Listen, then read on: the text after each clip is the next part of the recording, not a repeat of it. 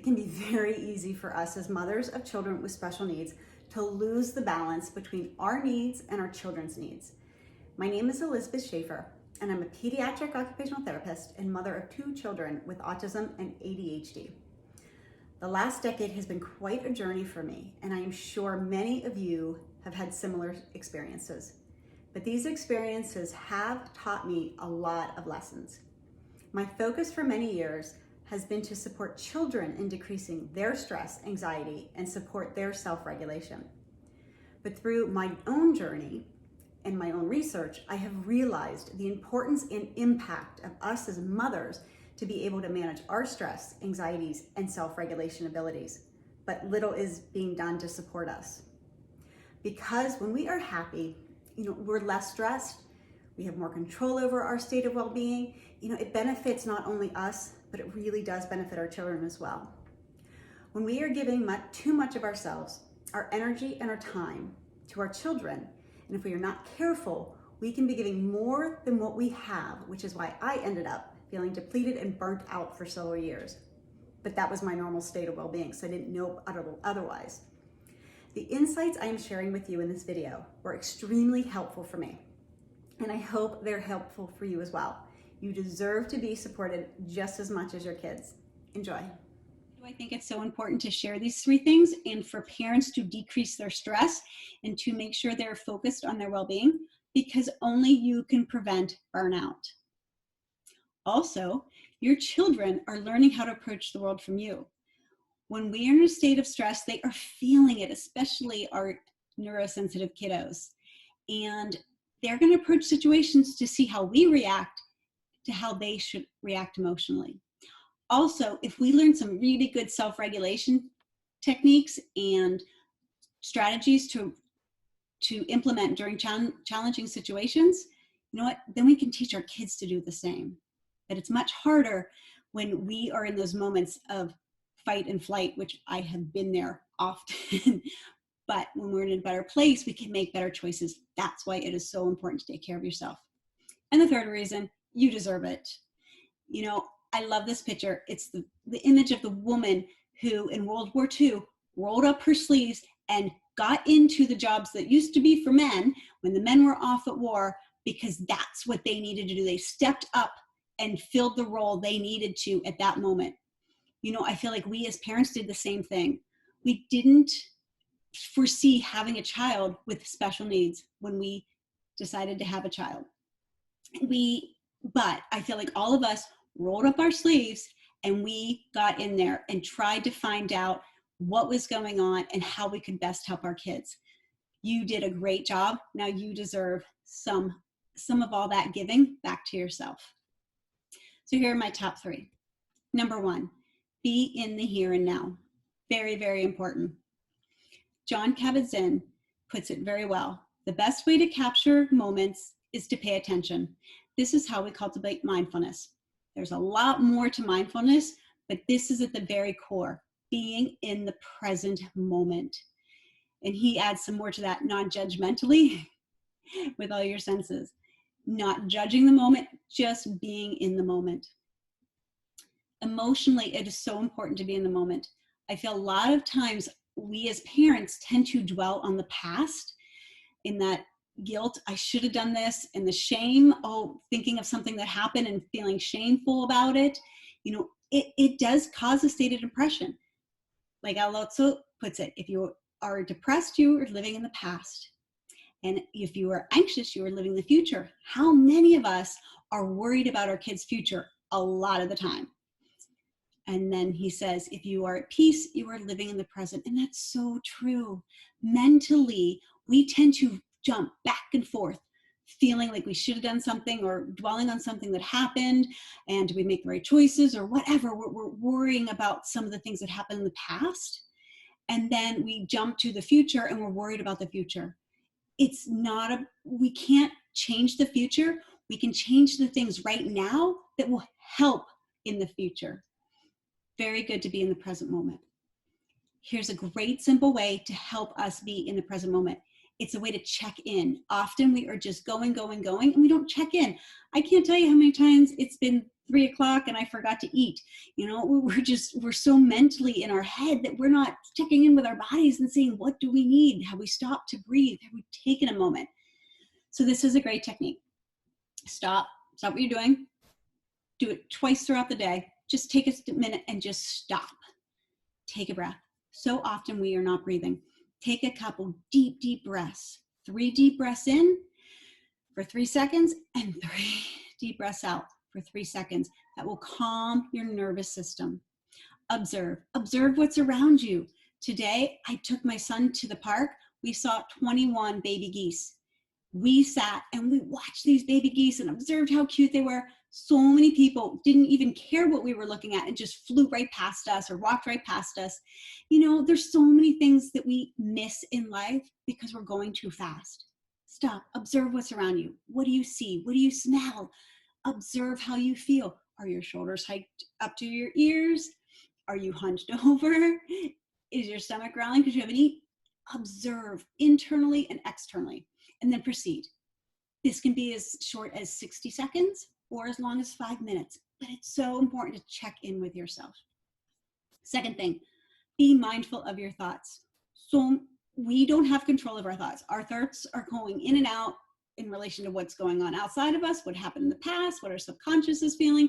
We don't have always control of what we're thinking, but we do have control of what response we give to those thoughts. Here's this little guy. So not only should we be mindful of what those thoughts are, but how many are going on at once. This is why being in the moment is a good thing. Kids are doing this. They're seeing what's around them in that setting, and that's where their mind is. Us, as parents, are we seeing what's around us, and is that where our mind is? Most of the time, no. We're thinking about what we got to buy. We're thinking, I should be doing this right now. I need to get this done. Oh, okay, tomorrow I need to do this. Like, we are not walking in the park with our kid and not thinking about something else. Okay, that's why it's so important. Now, is it going to help you thinking in that moment of what you have to do? You're still going to have to think of it when you get home and remember it when you get home, so you're in a place when you can do it, right?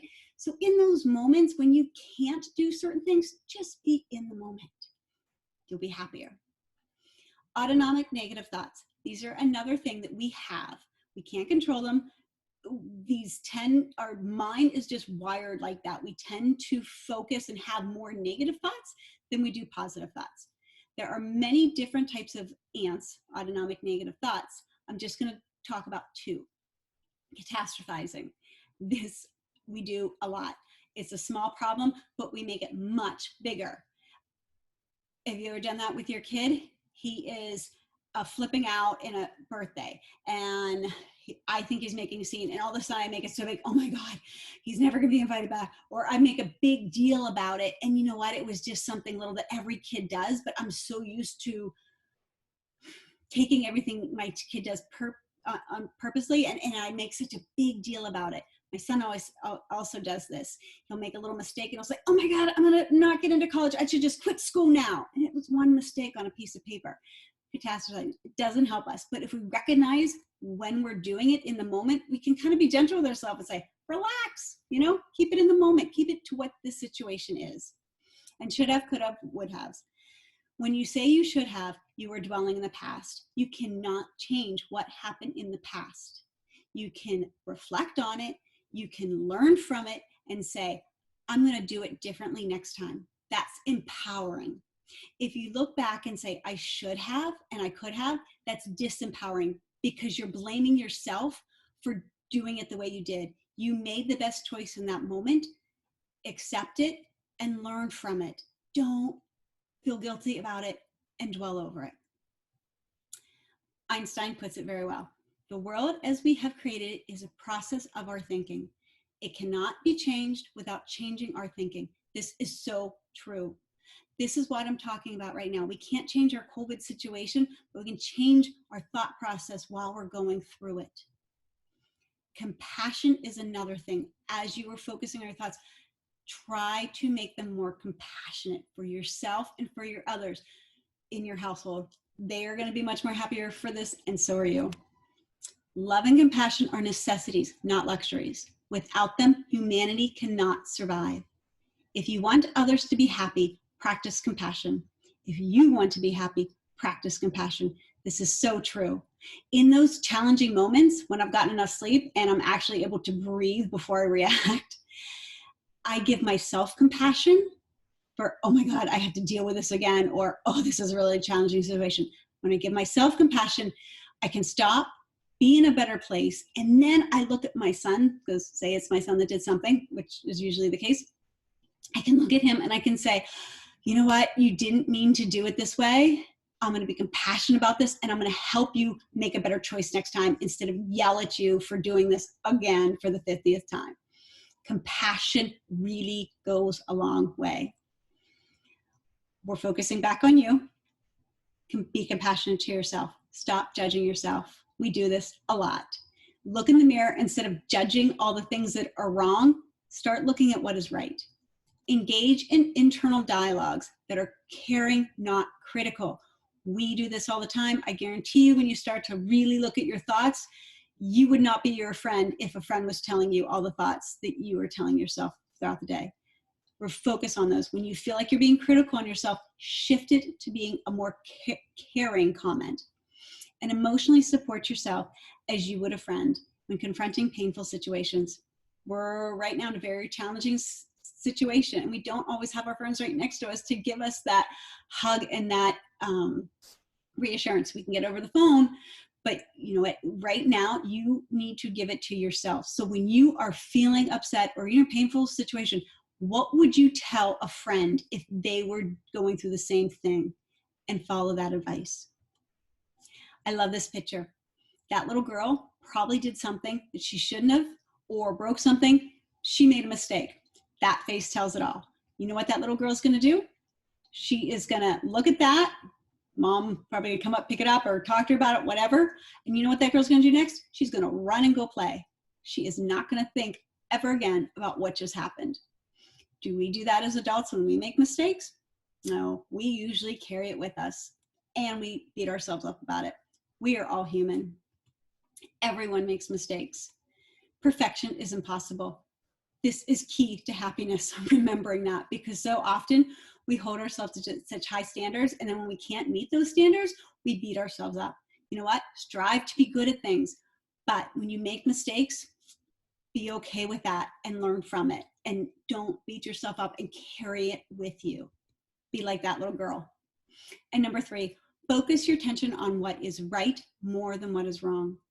This is so important, especially with our kids. There's my little guys.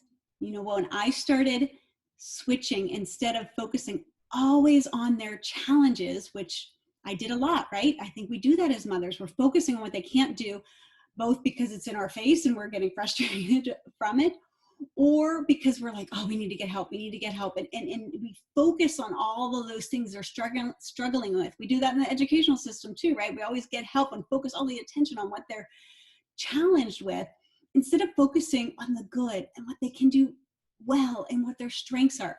When I shifted that with my kids and I stopped focusing on all the bad things and really congratulated them when they did the good things, they became more proud of themselves, happier, and I became happier too, because I was in a better place because I was being proud of them more instead of being frustrated more.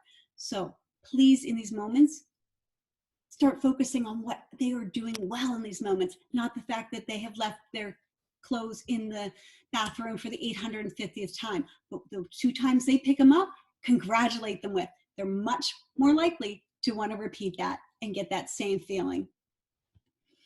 And gratitude for yourself. These are hard moments. End your day thinking of 3 things you're grateful for. Something that happened during the day that you're grateful for, something that you did as a parent or whatever work you do, something you're grateful for that happened to you or that you did. And the 3rd thing, be grateful for something about yourself. We so often look at what we want to change about ourselves and what we don't like about ourselves. And very infrequently do we think of what we like about ourselves. Start doing that. Be grateful for one thing. Change it up every night. When you wake up, be grateful for 3 things that you know are going to happen during the day. Do not wake up saying, oh my God, I do not want to face this. Oh my God, I have this coming up and I'm going to be dreading it. You'll think of that later. But when you wake up, start the day with 3 things you're grateful for. Shift that energy first thing in the morning. Everyone in the family benefits from you feeling good and taking care of yourself. You may not be able to change your conditions around you, but you can change your thoughts, beliefs, and reactions. So be in the here and now. Be mindful of your thoughts. Focus your attention on what is right more than what is wrong. You got this. I know these are challenging times, but we're going to go through it. We're going to get through it. There will be an end to this. My name is Dr. Elizabeth Joy Schaefer. My website is here. My email is here. If you want to contact me, please contact me.